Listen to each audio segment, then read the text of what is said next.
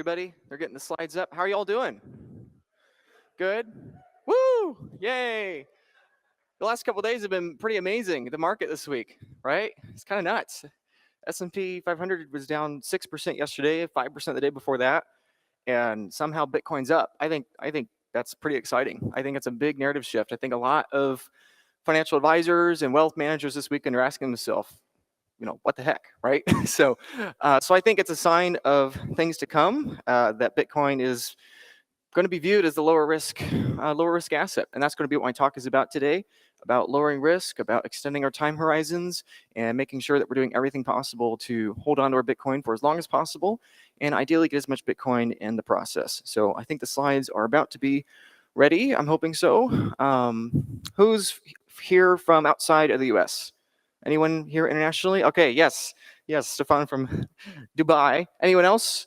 I met some other folks. Okay, great, wonderful. So in today's presentation, I'm going to be talking about multi-sig, and I'm going to be talking about estate planning, and I'm going to be talking about all kinds of products coming to Bitcoin that I think are going to be very, very exciting here.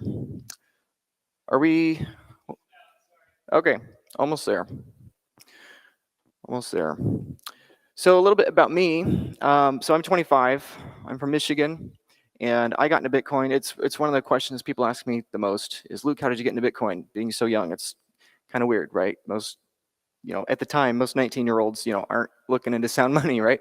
But I got into Bitcoin because I used to be into stocks. I used to be, really focused into stocks, real estate, mutual funds, all that kind of stuff, right? And I enjoyed it. It was probably the right thing to do at the time, but, frankly, I wanted to lower my risk. And so I looked into Bitcoin, and it kind of started making sense to me. And when I understood the human cost of fiat money, that's when I went all in and didn't really look back. And now, all these years later, here I am with all of you wonderful people. It's been a wonderful time to get to know you all, and looking forward to get to know more of you over the day. So thank you. We are now ready. So yes, multi-sig estate planning and cheap products, borrowing, insurance, etc., via Bitcoin. So Michael Saylor, as we all know, had a pretty infamous quote a few years ago. The New York Times made fun of him for it. Most investment advisors made fun of him for it, right? And that quote being, which one's the second best, right? Right? What's crypto asset? There's no second best crypto asset, right? Take all your money, buy Bitcoin. Take all your time if you ever to borrow more money to buy more Bitcoin. If you absolutely love the thing, go mortgage your house and buy Bitcoin. If you have a business that you love, refinance a business, right? We all know that quote. And at the time, people thought he was crazy, right? But really, I think he was onto something very profound, as we all know, because he understood that the lowest risk thing he could do is convert toxic capital into pristine capital, convert fiat capital into Bitcoin capital, right? So that's what Michael Saylor understands. And so the question I have is that where is the largest pool of this toxic capital? Where is the largest pool of the dollars? If Bitcoin is going to take over the world, it's obviously going to go after the largest pool of dollars, right? It's going to go after the largest market. And this chart you see on the screen here is the very common chart everybody sees and talks about and retweets and shares, a million times a day, right? And it's true, right? But what I encourage you to think about is that it's actually not on the chart here. The largest pool of dollars on the planet, it's not gold, it's not fine art, it's not real estate, it's not even bonds. The largest pool of dollars in existence is not in the present. The largest pool of dollars in existence are in the future. We know the US government has to print more dollars, right? They already exist. This is a market literally infinitely larger than any other dollars in the present, right? And this is what Michael Saylor understands. Michael Saylor only converted a few $100 million of his balance sheet to Bitcoin originally back in 2020. But since then, he's been able to buy tens of billions of dollars more of Bitcoin. How? By taking dollars from the future and putting them in the present, right? Basically, he is arbitraging and going to the biggest pool of dollars in existence, which is the future. We know this is a market cap of quadrillions and quadrillions and quadrillions of dollars. America's gone from 50 million in debt to 500 million, 5 billion, 50 billion, 500 billion, 5 trillion. We're on our way to 50 trillion. Pretty soon it'll be 500 trillion, then 5 quadrillion, and then we'll keep going from there. And the longer the fiat system goes, the bigger the potential market is. So that's the largest pool of dollars in the world. But the problem, of course, is that we're physical people and we can't time travel, right? I think probably everybody in the room here would like to time travel into the past, right? I would like to take my $2025, go back to 2010 and buy some Bitcoin, right? That seems like a pretty good trade, right? Minus the cost of the time machine. The next best thing one could do, if you can't take present dollars and send them into the past, the next best thing you could do is take future dollars and put them in the present into the lowest risk asset that has the highest probability of surviving into that future, right? So there's risk with everything, right? There's risk in time traveling backwards, and there's risk to taking future dollars and putting in the present. But this is what a lot of people, I think, don't quite yet understand about Bitcoin. People say, oh, Bitcoin's going to $1 million. When it eats gold, it's going to $10 million. When it eats bonds or whatever, right? But I think the reality is that Bitcoin's going to demonetize the world from the future towards the present, right? The more the fiat system continues to survive, it survives as a function of debt. And more of this debt is going to want to go to pristine collateral, pristine asset, and not the toxic assets, right? We know quadrillions of dollars of debt is coming, and it has to go somewhere.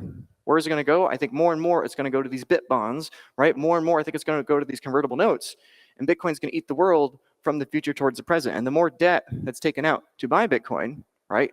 The moment at which the only use for fiat left is to take out another loan to buy more Bitcoin, not the real estate, not the cars, not the whatever, right? When everything is so demonetized and so high risk, because it's just going to continue deflating in the future, that's the moment where fiat dies. That's the moment where there's no point left for any kind of money other than just creating more of it to buy the actual thing. So that's what I think is going to happen. So today's presentation, I'm going to define different kinds of risk.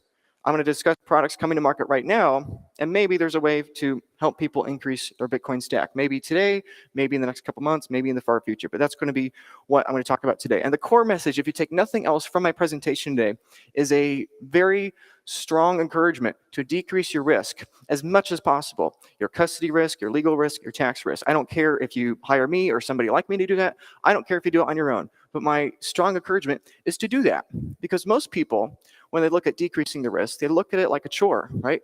Yeah, I know I need to take self-custody. Yeah, I know I need to get that trust set up. Yeah, I know I need to do this. And I know. I need to tell my wife about this. And yeah, I know that, right? I'll do it later, right? It's number 12 on my laundry list items to do, right? But I would strongly encourage you, have it be number 1, because not only is it the most important thing you can do to protect the Bitcoin you have, I believe is going to be the most important thing you can do for potentially increasing your Bitcoin stack in the future. So the faster you lower your risk, the faster you're going to be defensive and preserve your capital, and the faster you're going to be able to increase that capital.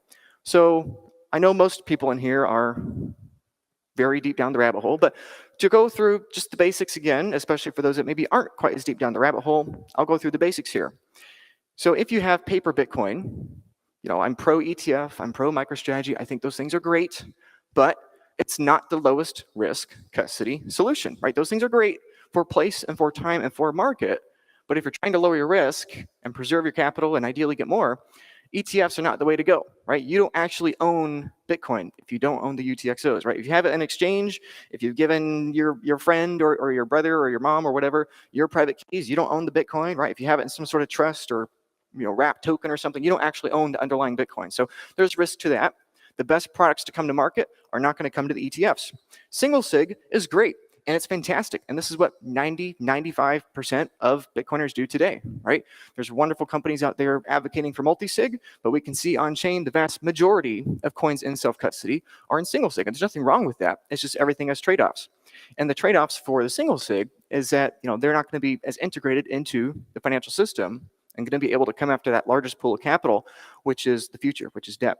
And something that happens in my experience working with clients and getting to know a lot of people in Bitcoin is that the problem that people have in a single point of failure is that the complexity multiplies as the Bitcoin price multiplies, right? If you had, 10 Bitcoin at 100 grand, that's a lot of money, but 10 Bitcoin at $1 million is 10 times the money, right? And so people go from 1 cold storage device to 2 to 4 to 8. In some cases, I've seen people with 20, 30, 50, 60 different cold storage devices buried everywhere because they're so terrified of losing the money, right? And the problem is that if you take, let's say, in this example, 3 coins, you can have 3 coins in one single point of failure and risk losing it all if something goes wrong, with more focus on a singular thing. Or you could take 1 coin, put it on each one, and put them in different places. And so you've reduce the risk of losing all of it dramatically, but you've increased the risk of losing a third of it dramatically. And so this is the problem when people trying to mitigate risk look at what to do. Single points of failure are difficult, right? Now there's Multi-sig, self-directed multi-sig, that's another great option. Just like the ETF at a time and a place is a great option, just like multi-sig is a great tool at a time and place. The same thing is true with self-directed multi-sig, right? I think it's a much better avenue than this route of multiple single points of failure. You have fewer single points of failure. You still have single points of failure, but you at least have fewer of them. And the fewer single points of failure you have, the lower likely that one of them is going to lead to a consequence or a severe loss. Again, the same problem applies where if you start with a 2 out of 3, people then are like, well, maybe I should do a 3 out of 5, or maybe like or maybe something more, right? And it gets more complex again, right? And so that's a problem, because the more bullish you are in Bitcoin, the more apparent this problem becomes. And so if somebody were to have a multi-sig with different keys in different locations in different jurisdictions, you can reduce the single points of failure not down by 50%, but ideally down to 0 or as close to 0 as possible. That is the lowest risk way to be able to engage with products of the future. So I think where this is going over the next 5 to 10 years is that Bitcoiners are going to diversify between single sig that's non-KYC and multi-sig with 0 single point of failure that does have KYC, because both of those have a time and a place, right? There's trade-offs to both, and I think that's the direction where it's going for people like us that have enough Bitcoin we can afford UTXO. So what does a multi-jurisdictional multi-sig mean? It means you have keys in different countries, 3 different countries. And so if one country becomes hostile, you can move a key to a new country in as little as a single Bitcoin block, 10 minutes, right? If you have multiple countries that we're afraid are going to become, hostile, let's say, to Bitcoiners, you can keep playing this jurisdictional whack-a-mole and keep moving keys every 10 minutes. And as long as you're staying ahead of the paper trail, you can stay ahead. Now, I think given the current administration here in the United States, I think the odds of a nation-state threat are going down. But the risk of lawsuits is still prevalent, right? For a lot of my clients that have, a very significant amount of Bitcoin, sometimes, they get sued by people either coming after the business or whatever, because they believe, hey, we think this guy has a bunch of money, right? Let's make his life so difficult. We can't take his keys, right? We can't, take it, and we don't want to be criminals with a gun to his head. So let's try and make his life as difficult as possible until he capitulates and give us some Bitcoin. And so this kind of setup is ideal for that situation, because you make it much more expensive for somebody to attack. So let's talk about risk versus reward when it comes to those setups I just gave. So for a person sitting on 0, meaning they have no Bitcoin, all they have is risk and they have no reward, right? If they're sitting in S&P this week, 10% down a week, it's not the best, right? They have all the risk of not being exposed to Bitcoin, not being exposed to the future, and 0 upside, because they have no upside to Bitcoin, right? And so let's say they get orange pilled, they go to BitBlockBoom and they love it, and so they buy, some of the Bitcoin ETF or have it sitting on Coinbase, right? That's great. That's still a net benefit. Now they have a little bit of upside of the fiat price of Bitcoin going up, but they still have a majority of the risk left. They still have the counterparty risk, the jurisdictional risk, the single point of failure, rehypothecation risk, all those risks, right? So it is better than having nothing, but there's still a lot of risk there, right? So let's say somebody upgrades to single point of failure custody, and this is going to be a little controversial, but I think it's really important. The main reason, in my opinion, as to why more people don't take self-custody is because there is no direct, tangible upside to them doing that. Is it better? Obviously. But for people to go to self-custody, it is viewed more as a negative thing, as a fear-based thing than a greed thing, right? People go to the exchanges and buy the ETF because they can see the number go up, right? When people have 1 Bitcoin sitting on Coinbase and 1 Bitcoin sitting in self-custody, they don't feel a tangible upside. Maybe there's an emotional upside of learning, and feeling self-sovereign, but that's a purely subjective and emotional one. People need tangible little hits of dopamine to be incentivized to do things, right? And so obviously upgrading from paper Bitcoin to self-custody Bitcoin, even if it is a single point of failure, hot wallet, cold wallet, self-directed multi-sig, whatever, that's still obviously 10 times better. But people don't act based on numbers and logic. They act based upon their emotions and those little dopamine hits that they get. So for somebody that then upgrades to a self-custody setup with 0 single point of failure, there become products available to them that aren't available for those other options. In my opinion, and this is going to be the point in today's presentation, I think it's the fastest way to incentivize self-custody and to incentivize people to lower their risk is by offering ways for them to have the ability to have that dopamine hit and increase their Bitcoin stack and do all kinds of creative things that they wouldn't have been able to do before. And ironically, if you lower your risk with rehypothecation, you can potentially justify increasing your risk with buying more Bitcoin. my average client, the Bitcoin advisor, increases their Bitcoin stack by about 51% in the first year, no matter if they're new to Bitcoin or if they've been in a while. And typically that's just because when they lower the risk so much, then they can't help but justify buying more, right?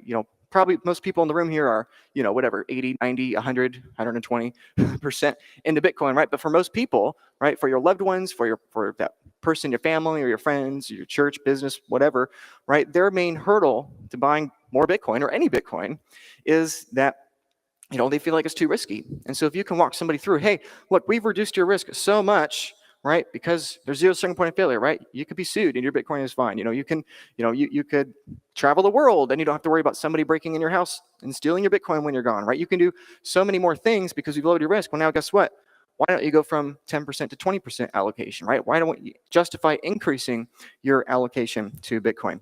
So what's normal right now in today's world here in 2025 is that some people, many people, most people, have Bitcoin sitting in exchanges, right? At least most people in retail, right? And there's some non-zero risk with that, right? Most of the time, most days, the exchanges are fine, right? I think Coinbase is up to date. I don't know, maybe not. Seems like it's hit or miss anymore. But, there's some amount of risk to that. And people have to decide what is your personal rate of risk. Maybe you think 95% of the time my exchange is fully solvent and the government's never going to come after me and everything's great, right? Sure, you can be right 95% of the time, but that other 5% is the 5% that'll hurt you, right? And so obviously going to single sig is much better. You're lowering your risk. Some people, the risk is higher because maybe they aren't as tech savvy, maybe they don't understand the risks, maybe there's unknown unknowns they don't have, right? And for many people, especially for people that are competent, the risk is far lower, 10 times, 20 times lower than sitting on an exchange. And other people that I'm coming across, and this is one of my main concerns for the next 18 months, is there are going to be more and more lending platforms coming to market. And there's nothing wrong with these companies at all, but there are a large amounts of risk with these, right? Let's say you want to borrow 1 Bitcoin worth of capital. You got to put up 2 Bitcoin worth of capital to over collateralize, right? And what that means is that you have the interest rate, number 1, you have the origination fee, number 2, but number 3, you have to take that exchange risk and double it because you have twice the capital, right? If you have 1 Bitcoin and you think there's a 5% rate of risk, you're not also paying a 5% rate of risk of the exchange going down. You're paying the 5% for both of the Bitcoin you have as over collateral. And so these loans are very expensive and there's limited upside, right? This is, Michael Saylor was who I started with this presentation with, and this is not what he's doing, right? You want to be able to attract new capital, right? The capital and the dollars from the future, not just from the present. And so in my opinion, all of these are going to be increasingly competed by the future, where there are more and more products focusing on risk. So ways I would encourage you to lower risk, right? This is what we do at the Bitcoin Advisor, and I want to give all the big key talking points away because I plead with you to think about these things because I think Bitcoin's going up a lot in the next 5 years, and these things take a long time to learn. So reducing risk of lost coins by 10x, 100x. If you're not in self-custody, get to self-custody. If you're in self-custody, reduce the single points of failure, right? Estate taxes is huge. Estate taxes could be 40%. And, unfortunately, when a loved one reaches out to me and they say, hey, my loved one just left me a bunch of Bitcoin and they passed away, we have the funeral, or we had the funeral last month or whatever, what do we do? Unfortunately, if they don't have the proper trust or setup, that means that family member has to choose between evading the government forever.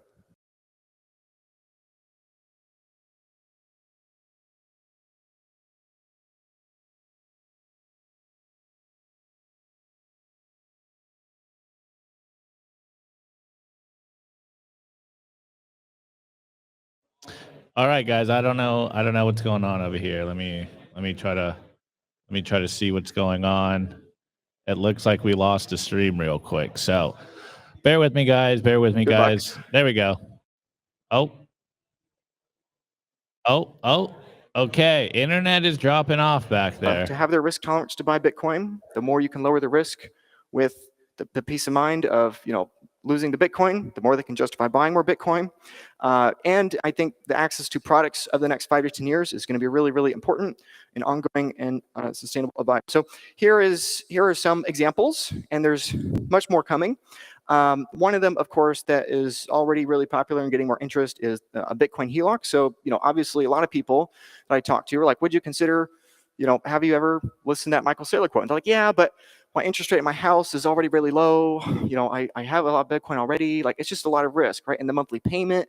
Well, hey, guess what? If we can, instead of putting that money in something where there's a non-zero chance of you losing it if we can reduce that risk by a significant portion. If instead of a 1 or 2 year loan, we can look at a 10-year loan. And if instead of double-digit interest rate, we can look at 4.5%, 5%, 6%, 7% with 0 monthly payments, where there's no over collateralization, no counterparty risk, etc. That's something to look at. For some people, depending on the net worth amount, depending on their income goals, lifestyle goals, retirement goals, there are all kinds of products available. There's one I was really hoping to share today, but I can't.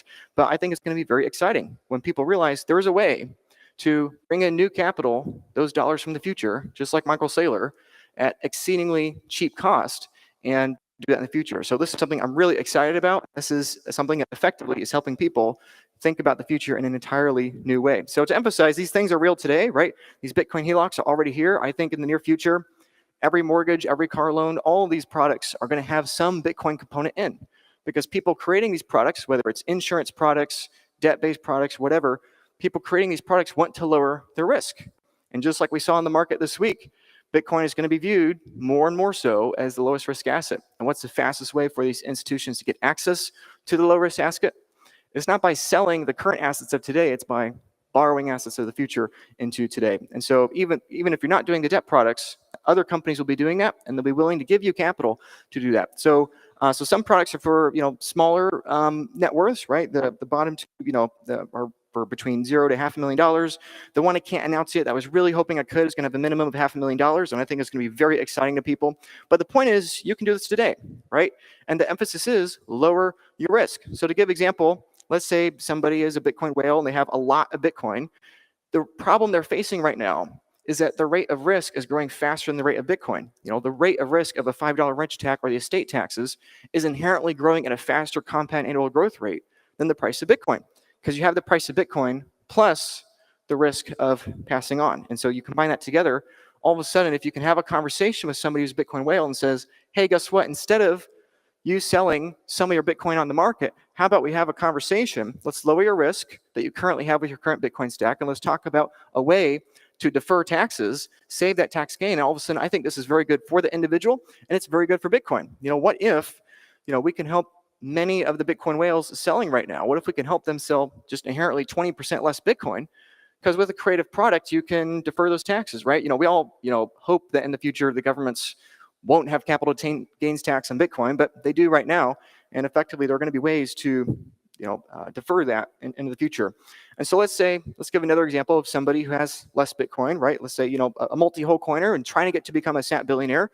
A lot of people right now are sacrificing their income, the dollars today. But again, like the beginning of my presentation, the easiest way to get more dollars to buy more Bitcoin is to take them from the future. Because for every dollar today, there's 100 times more dollars in the future, right?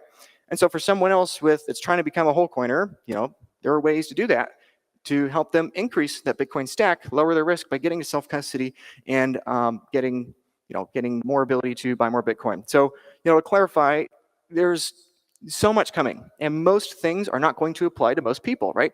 Here, I'm briefly going through, 3 different products, right? Bitcoin HELOCs, obviously for people with real estate equity or real estate investors, primary residences, whatever, treasury loans. So obviously, the products are very small today, but there are going to be more and more and more products. And a lot of people are going to get wrecked in these products, right? Not everybody is Michael Saylor.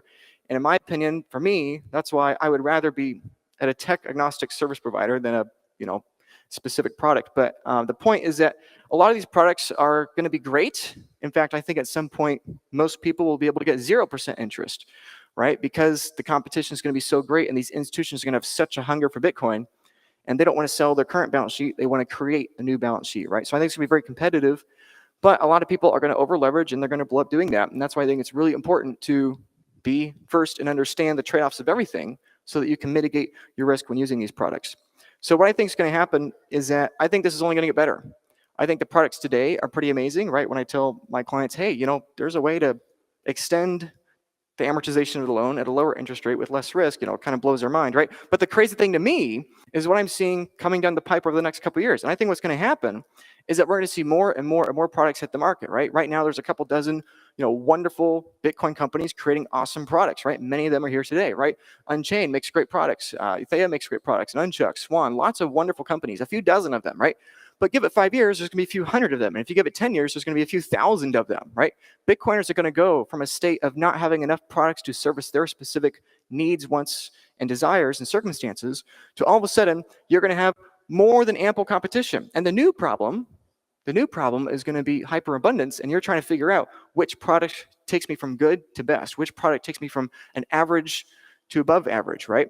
And so to me, that's very exciting. And so my personal focus and my encouragement to all of you is to lower your risk. If you are a couple years ahead of everybody else at lowering your risk, you're going to be a couple years ahead of getting access to products before everybody else, because the companies developing these products, they give these products to people that can verify they have the lowest risk set up first. They give these products to people that don't have a single point of failure with custody. They give these products to people that can prove, hey, I've been doing everything right for a long time. I'm a sophisticated person. What can you do for me to help me, increase my Bitcoin stack or lower my risk even more? So for me personally, that's been my risk. For me personally, that's been my focus, is reducing risk. And it's going to continue to do that, because the more I personally increase or decrease my risk, the more I can get access to these products, and the same thing for my clients. And the goal is to keep that feedback loop going, right? Products are on a trend, or it's a marginal cost production question, right? It's a race to the bottom, which for all of us, for the users of these wonderful products, softwares, and companies, is a good thing. The market's going to get more and more and more competitive, and so the new best thing you can do is lower your risk, so you can be on the perpetual edge of what's available to the market. So my encouragement is, number one, hold the pristine asset. Bitcoin is a pristine asset. Michael Saylor understands this. All of you understand this. And the second most important thing you can do once you get the pristine asset is get a pristine custody solution for that asset. Whether you figure it out on your own or you hire us, I don't care. The message is more important.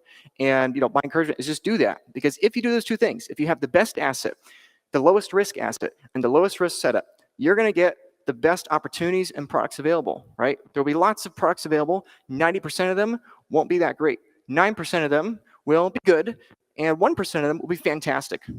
And if you're somebody that can prove, I'm not only an average Bitcoin holder, I got a lot of Bitcoin, right? And not only that, but I have way lower risk, right? And I can prove all these things. All of a sudden, the opportunities for me to have new insurance products, debt products, or whatever, whether you're a real estate investor, personal investor, I think that's going to be the really exciting thing for the next 5 years, helping people increase their Bitcoin stack. Is basically, in the year 2025, have the ability to use products from 2027, right? Or in the year 2030, be able to use products from a couple years in advance. So to me, that's the very exciting thing. And so the three takeaways of why I think this is important: this is the fastest way to incentivize self-custody. This transforms self-custody from being something that people can't put a tangible benefit on to all of a sudden I can have a conversation with somebody like, okay, you're in Coinbase or you're in, Hot Wallet or something. What can we do to help you upgrade your custody, right? To upgrade that, right? Well, I've been really busy and I'm worried about it, or I don't know everything, right? Et cetera, et cetera. Well, hey, all of a sudden, if we do this, guess what? There's this new thing available for you, right? If you think there's a 5% risk of your Bitcoin sitting on Coinbase, why don't we move that to self-custody, lower your risk, and now we can justify, creating 5% new capital to buy more Bitcoin on a, let's say, 5-10-year note, 0 monthly payment, and whatever, 5-10% interest, something like that. All of a sudden, that gets people really excited. And ironically, it's in their best interest. It's in their interest, right? Sure, they're exchanging a little bit of risk for a new kind of risk, but they're ending up with more Bitcoin and a longer-term plan and time horizon. So in my opinion, this is how we get the next million Bitcoin off of exchanges, is by connecting the lowest risk products with the lowest risk custody setup, and then encouraging people to take that leap of faith and decrease their risk, whether it's custody-wise, tax-wise, or legally-wise. Other thing too is I think this is the fastest way for Bitcoin price to go up, right? If we can help people selling Bitcoin defer taxes and reduce the amount of Bitcoin they need to sell to meet their desires, that's good, because that's less selling pressure for Bitcoin. And of course, like I just said, if more people are taking self-custody, well, then, of course, that's more effective buying pressure for Bitcoin, right? So I think for Bitcoin number go up, this is really exciting, right? Imagine how much lower house prices would be if the mortgage market didn't exist, right? It would be entirely different. And that's all a mortgage is. A mortgage, kind of like at the beginning of my presentation, a mortgage, takes house prices from the future, because most of the dollars live in the future, and it takes it to today, right? When you buy a house with a mortgage, some amount of that purchase price you have is extracting that premium from the future and bringing it to today. And I think the same concept is going to happen with Bitcoin, right? Right now, pretty much everybody in Bitcoin is in a 100% equity position. And if you want to borrow against your Bitcoin right now, your only option is take some of that, risk it in a single point of failure with all the risks described before. And I think in the future, what many Bitcoiners are going to do, let's say a couple years from now, maybe not even that long, is they'll have a 95% equity exposure, and every couple years they'll just roll a new loan, right? Have 5% debt to buy more Bitcoin, then Bitcoin crushes that as the price go up. Get some more capital, buy some more Bitcoin, just roll that process. In the same way real estate investors roll that process at 80% leverage, right? Bitcoiners might start to do that, or many Bitcoiners might start to do that at 5% leverage, right? So I think it's the fastest thing to incentivize self-custody. It's the fastest way to accelerate number go up technology for Bitcoin. And it's the fastest way, in my opinion, for people to consider increasing their stack. So there's 3 options here. And I don't care what you choose. I'm just clearing my conscience. Option number 1 is you could focus on decreasing your risk as fast as possible, as consistently as possible, by spending your time to do that. That is a viable option. And I think you're going to be spending hundreds, if not thousands of hours over the following years, not only at decreasing risk, but increasing your understanding of products available to market. Option number 2 is you can hire somebody. If you, instead of wanting to put in the proof of work of spending your time, you want to spend capital, you can hire somebody to help you. But my desperate plea for everyone here is whatever you do, I don't care what you do, just don't be the person that doesn't want to spend money or time at decreasing your risk. Because if you refuse to spend either, you will lose your Bitcoin, and that will be the cost of putting it off. So my encouragement is that if you want to have a conversation and learn more about what's coming, what's available now, what's coming in the coming weeks, feel free to reach out to me. There's my contact information.